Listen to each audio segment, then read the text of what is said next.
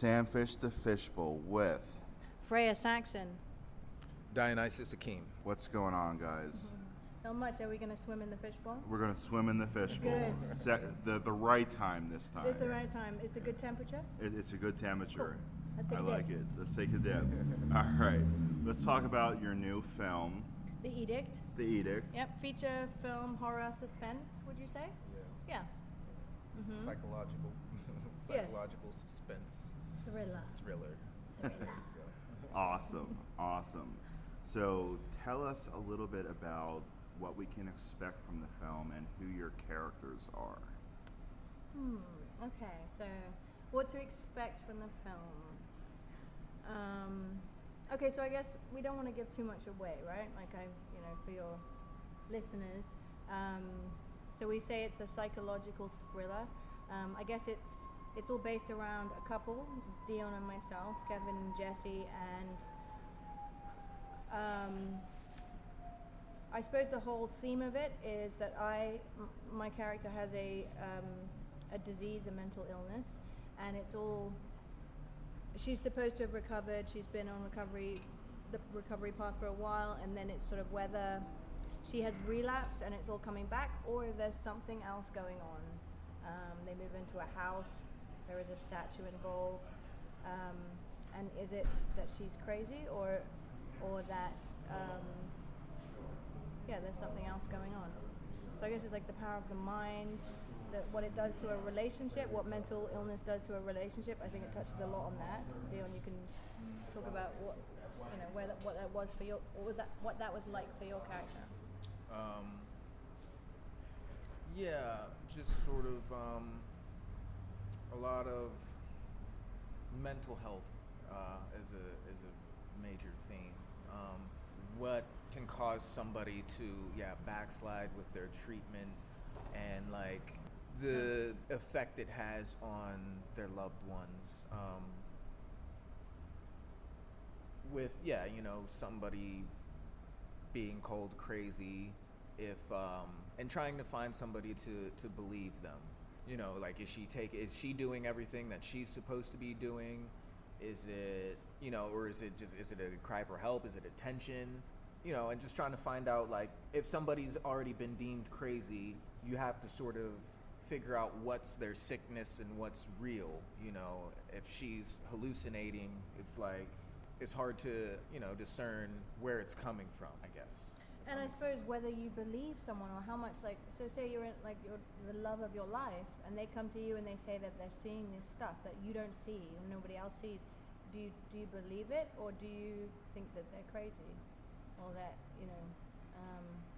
that, or not even thinking that they're crazy, but just sort of like it's like I know you're sick. I know you're seeing things, but they're not real. Right. You need to take your medication. Right. You need to do But and what's for her, not it's real? like I'm trying to tell you, that something's wrong. And it's like I know something's wrong. Like, how do you get somebody to actually believe that there is something? Yeah, that something crazy is actually happening to a crazy person. But then also, what is reality?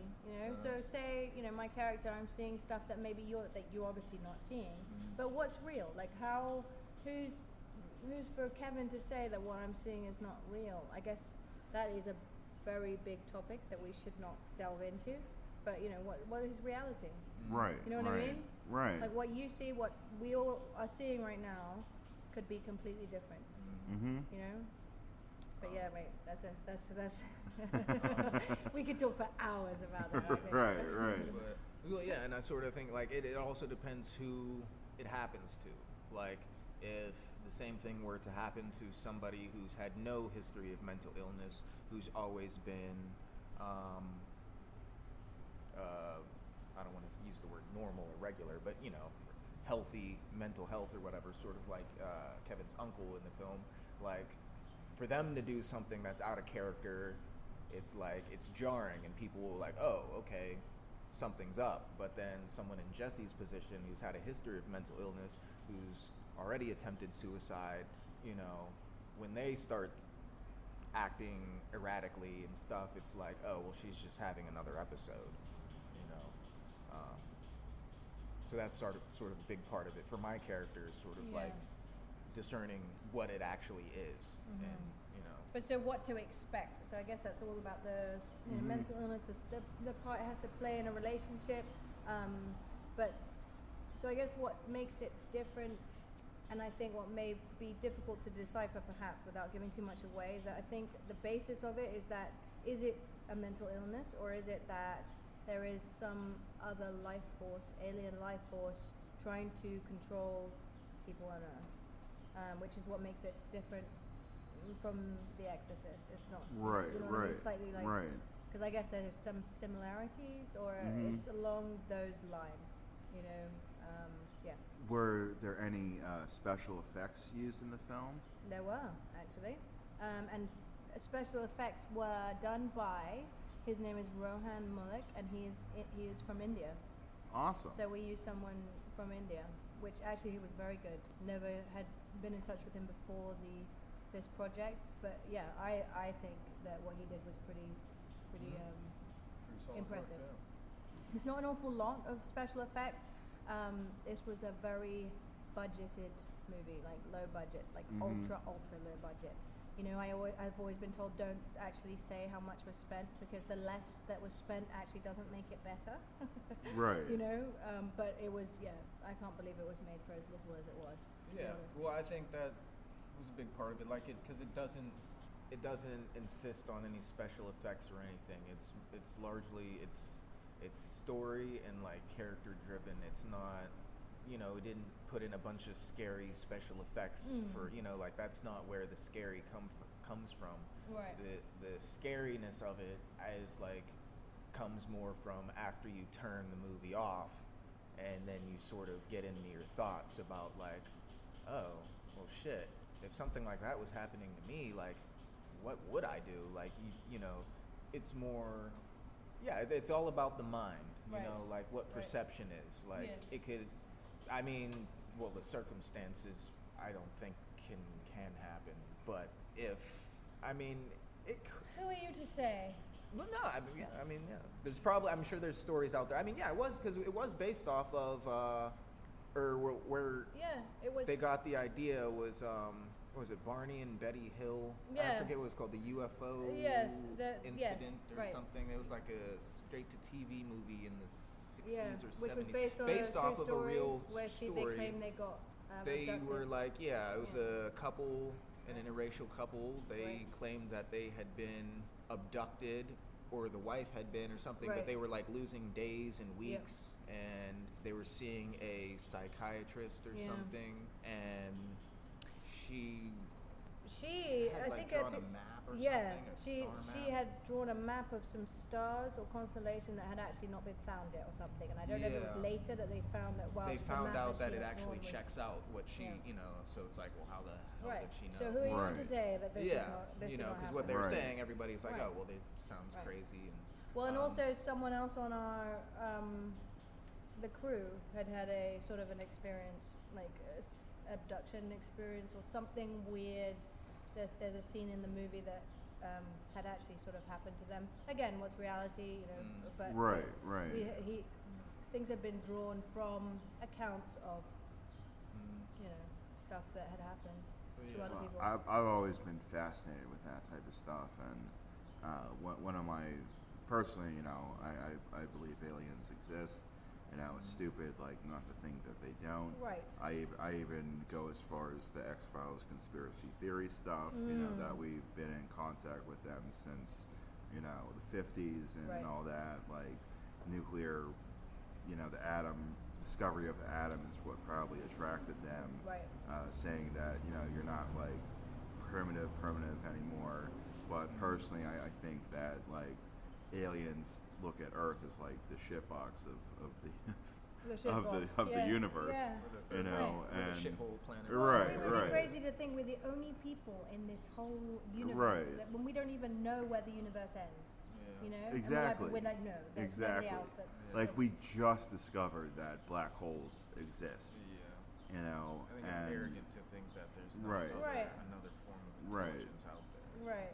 And Right. you know, personally, again with the conspiracy theory stuff, you know, I think that once they go to Mars and actually like have manned missions there with like Yes. exploring stuff. Like Right. it's gonna be like Total Recall, like what we were Right. just talking about earlier, Yeah, where like blow your mind. right, they'll be doing alien excavations and Well, and I was going to say, and I thought to not say it, but I think before I speak before I think, but that people are so okay to believe in religion, like there's a Right. a church and this is God and you believe in that. Why then is it so hard to believe that aliens exist? Right, There's no proof right. that there is this God. right. But so One of the cooler things that that some religions like dwell on is that we've been taken from somewhere and put somewhere else. Like that's in Judaism. Is it? Okay. And I'm actually Jewish, and like my dad is like big into Judaism and like Kabbalah and stuff like that. And there's a passage in the Torah called Ezekiel's Wheel, and it's basically about a sense that we were taken from somewhere when like the end happened and put on and God Yeah. as you know it Yeah. could be extraterrestrial Right. entity that moved us from one place to another Oh, wow. when When that place was that ending. place was ending. That's what is that the Jewish? It's not like not all Jews believe that. It's like a Ah. very like That's modern interesting. take on it. And it's just the Jews that were the ones that were moved. Yeah, like in the sense, because we like they call us the chosen ones or Right. whatnot. You're the only ones that will go to heaven. No, not at all. Not I want to make that very, very clear. No, not at all. But we just have a very like different belief.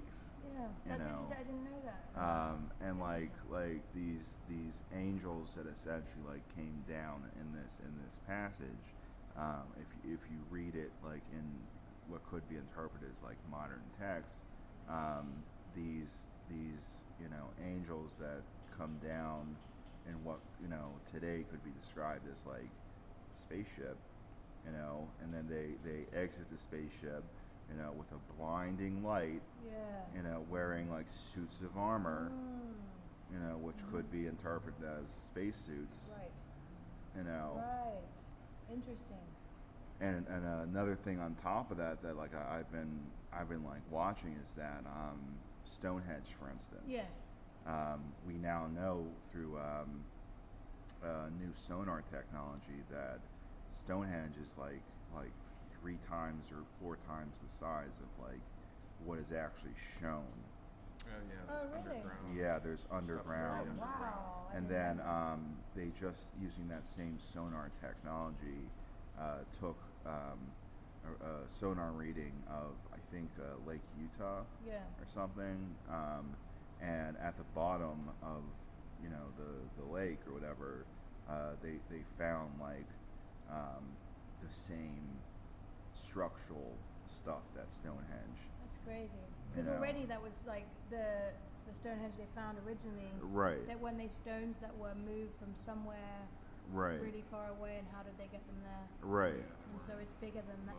Wow. Right.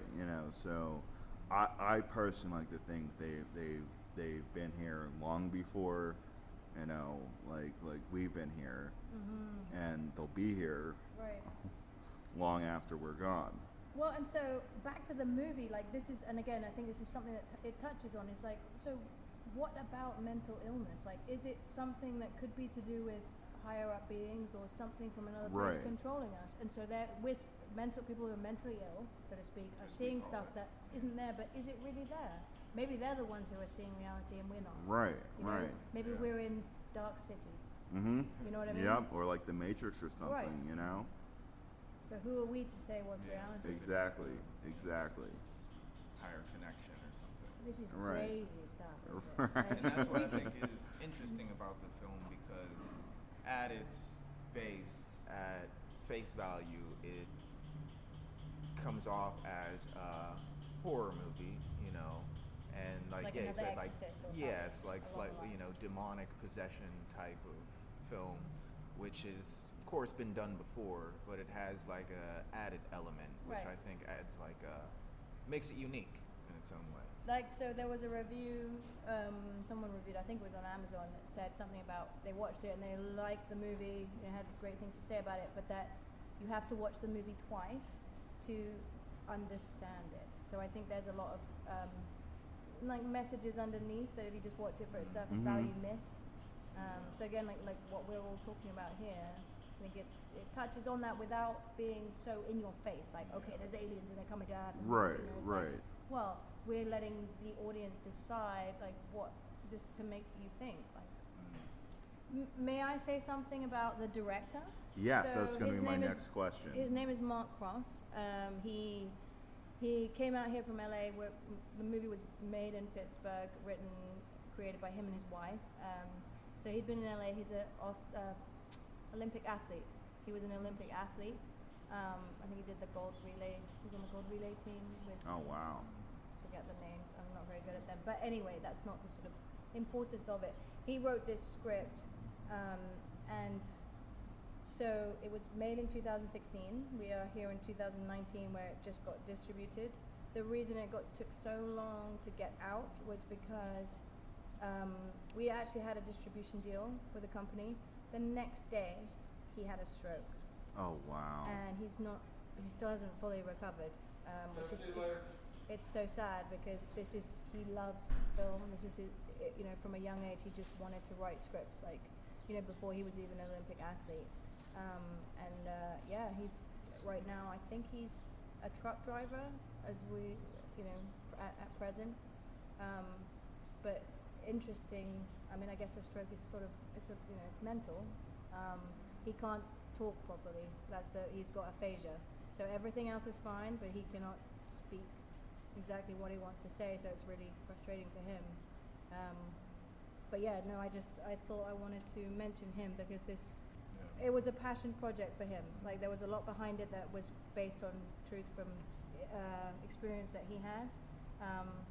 This has been a very difficult movie to make, just because the script wasn't fully written when we began, was it, Dion, right? They were making changes to it while we were filming.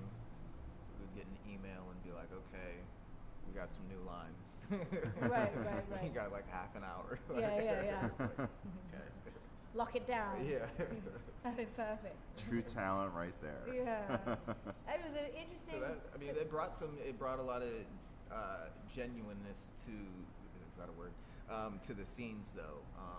Because there's definitely room for improvisation for the actors and everything, and he gave us freedom to sort of build our own characters and everything. He sort of just gave us like a template.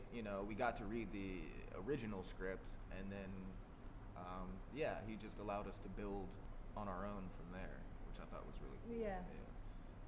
So then when there was those changes to the script, we were allowed to interpret it as we felt our character would handle it. Awesome. So Well, the cast. Did you ask about the cast? Yeah, But the cast. The other people, everybody in it was in. So Mark Cross, the director, had a acting class that he had here in Pittsburgh, and he used everybody. I think everybody in his class. much, yeah. He was very dedicated to the people that he worked with. Like he said, I'll put you in my film. And this was the first one he made here, and so all the actors that were in it, we all knew each other. And were very dedicated to the cause, considering it was done for nothing. So yeah, it's for the love of making a film,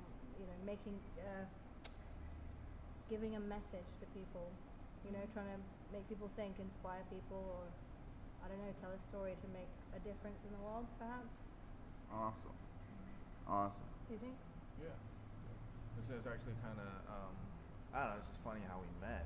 Because didn't we meet, like, it was on that Pittsburgh Steelers shoot in that church Oh yeah. or something? Yeah, it was Yeah. totally random. It was like a wedding scene or something. And so we were all sitting in this church like we were guests at this wedding, I guess. And I think we were sitting next to each other or something like that. And we were just talking in between takes and stuff, and you had mentioned that you're going to an acting class afterwards, and I was just like, well, yeah, I don't have anything to do. Yeah, I'll come check it That's out. right. We went and got some tacos. Yeah. And we talked for a little bit, and then I went to his class, and I met Mark and everything, and then, and I just started coming back. And then eventually, he put this project together, and we all auditioned for it and everything. So, yeah, this was pretty cool. Awesome. How it came to be. Awesome. So, where would you like to see yourselves down the road? Down the road, that's a very long road, I hope. I would love to. I've been on this acting road for a while, and you get so many people that I guess they don't put you down, but they say why.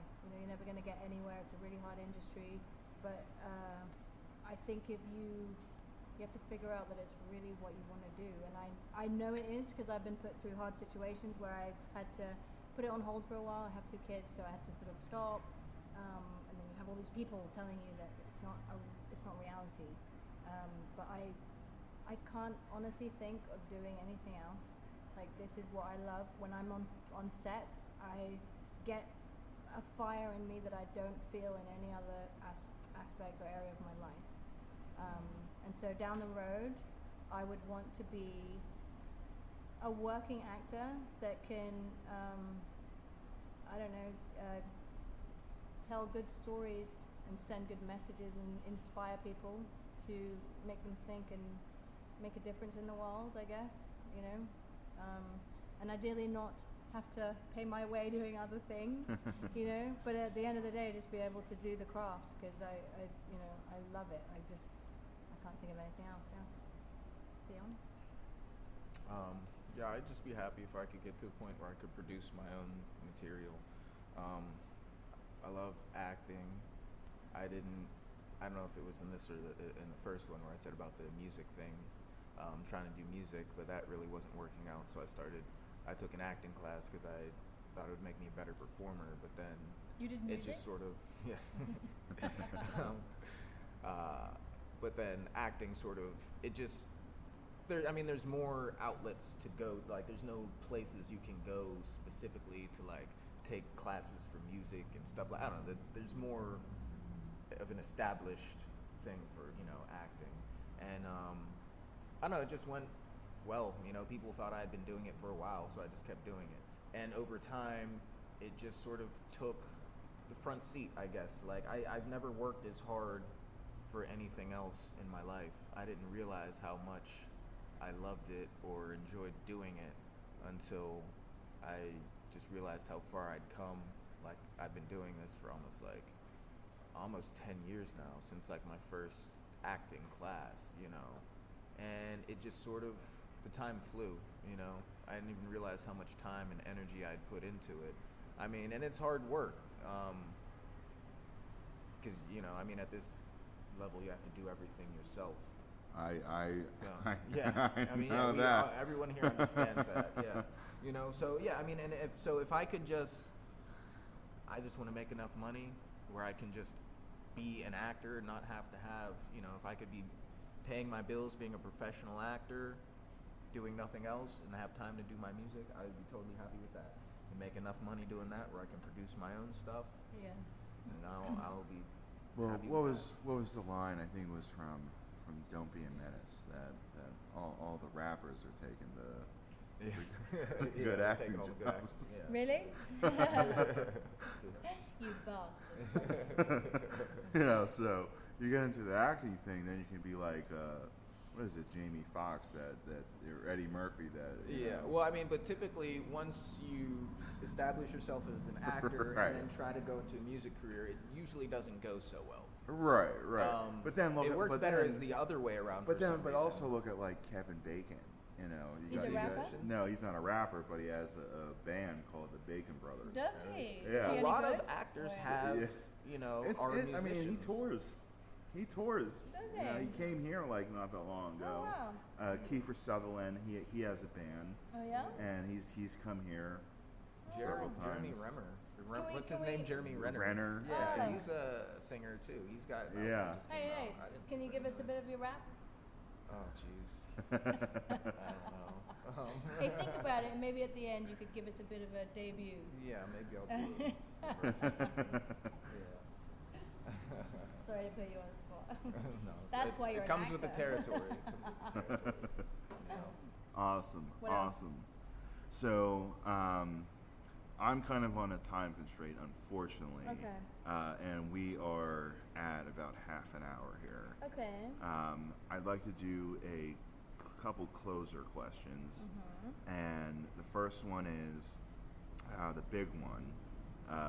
What are some of your favorite films? Oh. And then the other one is, where can everyone check out the film? That's very important. Very important. Yeah. So Well, shall we say the film where you can check out the film first, and then it gives you a little bit of Let's time do to that. think Let's about do the that. movies, your favorite Yeah. movies. I would like to ask you your favorite movies too, by the way. Definitely, So right now, definitely. The Edict is on Amazon Prime. That means you can still watch it on Amazon. You don't need Prime. But yeah, check it out there. Just type in The Edict and you'll be able to find it. It's in the process of being put out on other platforms, but at present that's the first one that it's out at. So yes, please check it out. Write an honest review. Give it a star rating. You like it or you don't, that's okay. Just tell us what you think so that we can get feedback as actors and filmmakers to hopefully, see how we make the next one better for what you guys want. Awesome, awesome. Is there a chance of a DVD? Quite possible, yeah. We have a distribution company that's doing all of that for us, so I don't know exactly where it will be out, but right now it's not on DVD, but it could well be. Awesome. Watch Something this to space. Fantastic, fantastic. And some of your favorite films? Ooh, tricky. I know I have one favorite. You say film, so I'm trying to think of others, but I know True Romance. I love it. I'm a big fan of Robert Rodriguez and Quentin Tarantino, but that was, I just thought that was amazing. Like the love story, but also like the violence, the mafia, and then you had Brad Pitt, the comedy. I just thought the whole thing. I think it was an amazing film. Other films, I'm trying to think. Dion, you tell us one of yours. I'm trying to think. Horror. I mean, I'm a huge fan of. I like slasher flicks. All the Nightmare on Elm Street, the original ones, with Robert Englund. I'm a fan of all of those. But like Fallen is one of my favorite horror movies with Denzel Washington. I like That is a great movie. It's Oh, not yeah. a gory or a slasher, but it's sort of. It's like that's- more of a thriller. Yeah, it's like that's more where of a supernatural. my headspace was in while we were Supernatural shooting The Edict. thriller. What's that 'Cause it song was he like- sings in it? Time. Yeah, but I liked that. It was again, not a lot of special effects or anything. It was just like it was just all story. It gave him a chance to show what he could do. But yeah, And that's the interesting thing about that movie, which I went to school for screenwriting at Point Park, and I brought that movie up to my screenwriting teacher, and he, of all people, said he'd never seen it. And specifically, I brought that movie up in the class because we were having the discussion of, never kind of having a movie that's from the antagonist's point of view. And you always have the movie from the protagonist's point of view, and the thing about that movie is you don't find out until the very end that it's from the antagonist's point of view, Right. because Denzel is doing the voiceover, but it's supposed to be as the demon, Azazel That's or true. whatever. That's really And also it's one of the few movies where evil wins. Yes. And the movies to me that I always kind of found more fascinating are, where evil does win. Right. I agree. Because they're far and few. Right. depending Right. how it's done. Depending how it's Yeah. done. Which is one thing because I've had some questions about the end of The Edict. Yes. I was gonna say. And that's why I said I found a lot of not similarities, but with Fallen, that's like, and it was actually, when we were filming The Edict, I was working on Fences with Denzel, so that was kind of cool. Synchronicity. Yeah, you know, it was kind of like, Yeah. Did you but get to just talk in to them being about a black lead in a horror movie, because that's, nobody talks about Fallen, but yeah, that was like, it's been Right. done, Yeah. you know, like way Yeah. before Jordan Peele and all that stuff. Right. But it was like, I don't know, yeah, just like the ending of the film, I've had people ask questions, and I just sort of say it's up to interpretation, because it could, the way it ends, it could go either way. But it doesn't. I would say it definitely doesn't necessarily end well, right? I mean, I hate to give too much away, but like you talk about Fallen, like evil winning. I think There could there's like, definitely be a sequel. like you say, it's left open to interpretation. But I would definitely not say that, you know, good wins, right? They What is take a good, toll. but, yeah. The heroes of the story definitely are dealt a blow at the end of the film, and things are left on. It's not a happy ending. It's definitely not a fairy tale ending. But I like that it has a realistic ending, where there is hope, but there also is like, I don't know, maybe there's not. Right. So, but it depends on which way you wanna read it. So. But yes, Awesome. that's true. I agree with what you said. Can I mention a couple more movies? Which Yeah, because sure. I think I don't know if this side of the world gets to see a lot of Asian films. Not as much. And I think I'll that say there is that. a lot out there that is. I mean, you know, The Ring. I know everyone knows got made into the Right, Western. But right. I don't know if you'd heard of Battle Royale. Oh, I love Yes. that Oh my yes, goodness, that that's movie's quite- amazing. Yeah. Like, yeah, I would say if you haven't seen that, watch it. You know, if you can handle subtitles. But I would say that's good. Battle Royale. The other Yeah, one it's I'd say it's basically the not Hunger horror. Games. It's what? Right. Yeah, it's basically the Hunger Games. Oh yeah. Yeah. I don't know if that's. But then The Hunger Games was a book, wasn't it? Didn't Yeah. didn't actually come from a book? But I wonder if that was. I don't know if that's where they got the idea from. But it's also, like, you know the movie The Departed. Great movie. The original was from Right, Hong Kong, right. called Infernal Affairs, and that's actually the one Right. I saw first. I would say that's a really good movie too. And I know that gets sort of left in the ether because of The Departed, which I think was a very good movie. But Right. if you haven't seen that, watch the original, so to speak. I could get in trouble for that, couldn't I?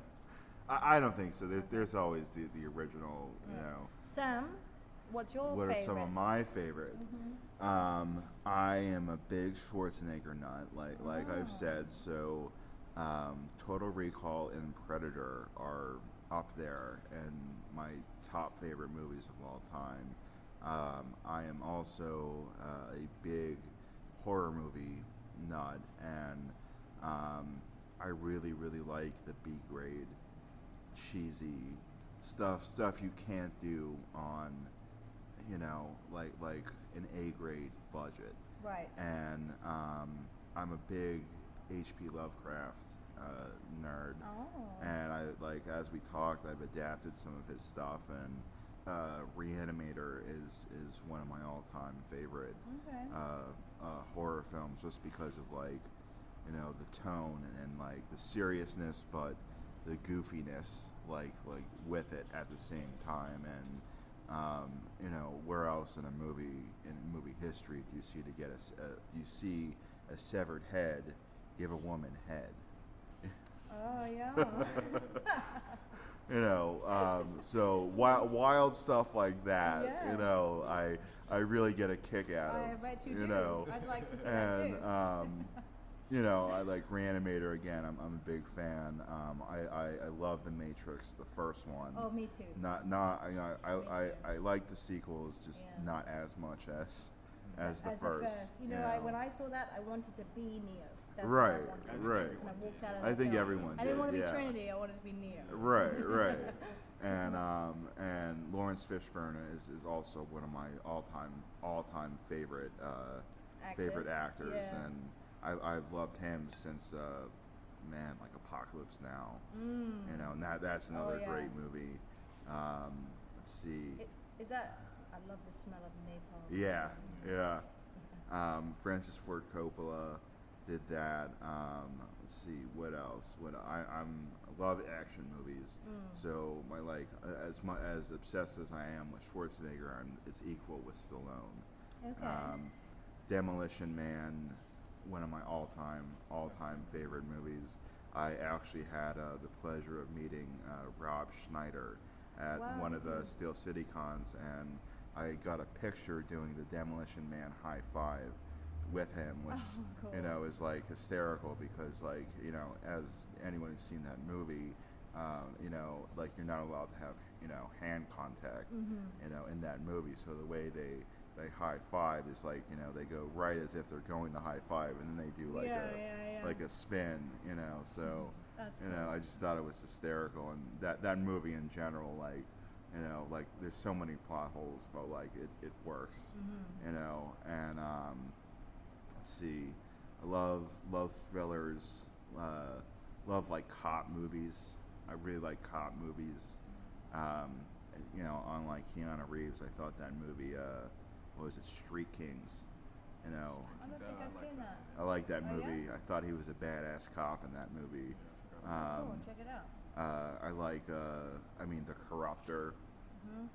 That's a great movie, great cop movie. You got Chow Yun-fat and Mark Wahlberg in that, showing a true depiction of Chinese gangs in Chinatown Right. in New York City. One of my all-time favorite movies with him. I like Hitman movies. Hitman, not like the video Leon the game. Professional? Right. That's Right? a great movie. Yeah. Great movie. I have the director's cut of that, Oh, nice. where they cut a lot from that movie. Really? A lot. There was like borderline kind of like pedophilia Oh, really? stuff. I could see how, yeah, okay. There more stuff with them, like their relationship. You know, which you know the director Luc Besson is French. Yeah. You know, so stuff that's in Europe, you know, flies over there, but doesn't exactly fly in Right, the U.S. right. Another movie like we were talking about, how I just interviewed the director of, was The Crow. I love The Crow. That's true, I love that too. Love Dark City. Yeah. Great. Those two movies are like one of my all-time favorite. My favorite sci-fi movie of all time, number one, is Blade Runner. Love Blade Runner. I think in terms of like nailing, you know, the truest depiction of like where we're heading into the future. Philip K. Dick, the author of that book, just you know nailed it as like a prolific science fiction writer of the 20th century. Big Back to the Future fan. Oh, yes. My first memory is being in a movie theater at age 3, seeing Back to the Future Part 3. You know, so that's how much like movies have had an impact with me. Right. Yes, and it's a very interesting storyline, isn't it? Yes, Like- yes, and I think it's the perfect trilogy also. You know, because you can say like other trilogies have had, you know, parts that some were better than others, but you can honestly say that like Back to the Future, each installment had like an important side Right. to say. Right. You know, and they were all like executed brilliantly. Right. And just the character development, you know, Marty and Doc, the time Right. machine, you know, it was Right. fantastic. I was going to say there's one other film I saw recently, because I can't think of many recently that I, you know, would call my all-time favorite, but there's one about a hotel. Hotel Artemis. Is it that? It's sort of it's shot a bit like Quentin Tarantino-ish. It's like a cyberpunk with Jodie Foster. No. It's really good, and it's very. God, let me think about it, because I think if you haven't seen it, it's something at something hotel. Okay. The girl at something hotel. Let me see. Hey, can you ask us what about like crush actors, or like who we'd want to work with? I'd like to hear what Dion has to say. We are actually at 41 Okay. minutes here, so I'm gonna take that as wrapping it up. Damn, I wanted to talk longer. We'll do a round two. We'll do a round two. Okay. Because this was a lot of fun. We'll see what your fans think. Right. They might not want to talk to us again. Well, guys, it's been a pleasure. Thank you so much. Thank for you. taking Thank the you so time. much for taking the time to swim in the bowl with me. As we know, the temperature was just right. It was perfect. It was lukewarm. I don't know if lukewarm would be good for swimming, actually. Yeah, I mean, I don't know. It's not refreshing, is it? Right. It's very refreshing in the bowl. Right. Are we gonna By the take? time you get acclimated to the water, it's lukewarm. Yeah. Right. No. Awesome. Thank you so much, guys. Hey, but you know what? I wanted to say who I would love to work with. It's alright, but it's Yes. about Tom Hardy. Oh, Tom yeah, Hardy is yeah. my all-time favorite. I would love to work. I think he's such a character actor. That's the guy I would want to work with.